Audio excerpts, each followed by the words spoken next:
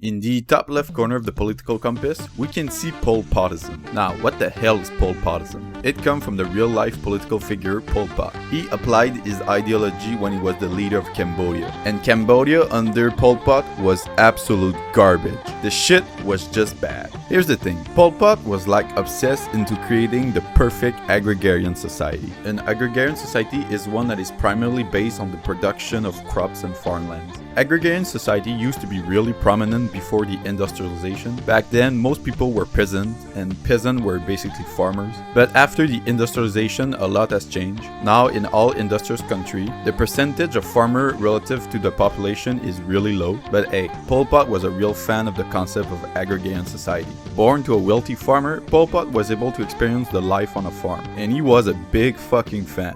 Look at these people working the crops, simply making food to achieve the basic human needs. They have no care for technology, simply living a self-sufficient, peaceful life. This is what Cambodia should be all about. So yeah, wanting to make your society an agrarian is pretty much really regressive. But the idea doesn't sound so horrible. I mean, it sounds like a cool hippie dream. Too bad it would turn out to be so grim. So when Pol Pot finally took control of Cambodia, he did not fuck around to put his ideology into action. First, he killed a lot of people. He hoarded the dead of people who had worked for the previous government. Buddhist monk, other religious minority leader, ethnic minority, and also intellectual. Pol Pot was so paranoid about the intellectual that he has ordered people to be killed just because they were wearing glasses. Some people believe that he literally ordered everyone with glasses to be killed, but I'm pretty sure it's an exaggeration. But yeah, if you were to look too smart, you were eligible to receive a bullet right between the eyes. He did also imprison and torture everyone he suspected of working with the CIA. It probably did not take you a lot to be suspected of working with the USA. I'm guessing Pol Pot just saw you wearing jeans and he was like, "Oh my god, you're working for the Yankee!"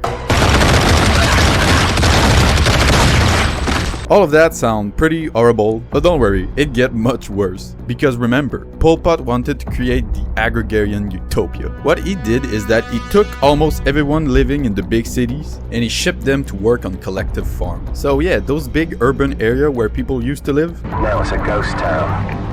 Okay, to be fair, there were still a couple of people in those cities, but the majority of cities dwellers, they were forced to move out to become farmers. But hey, at least now most Cambodians can live a more simple and peaceful life, right?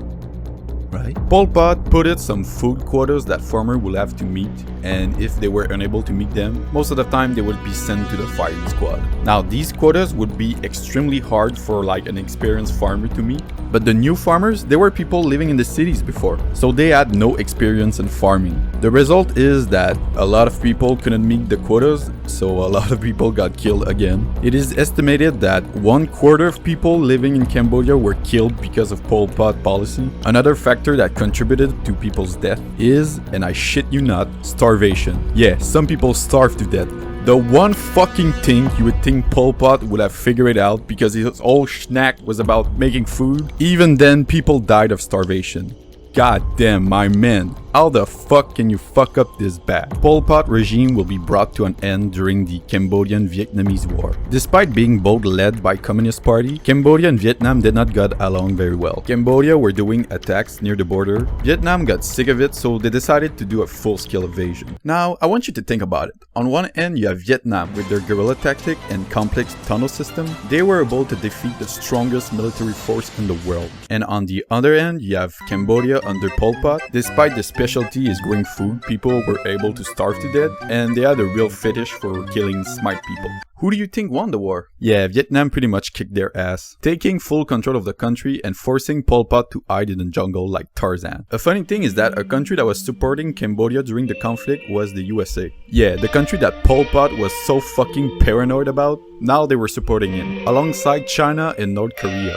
Man, geopolitics can be funny sometimes. Now that it was Vietnam who were controlling Cambodia, they wanted to get rid of this weird agrarian utopia shit and get Cambodia back to a more normal state. However, they had a lot of difficulty doing it because most Cambodians were still alive. All they knew was like farming. So yeah, Pol Pot would spend the rest of his life fighting the new governments of Cambodia in a desperate attempt to regain power. But he will die on the 15th April of 1998, unable to do so.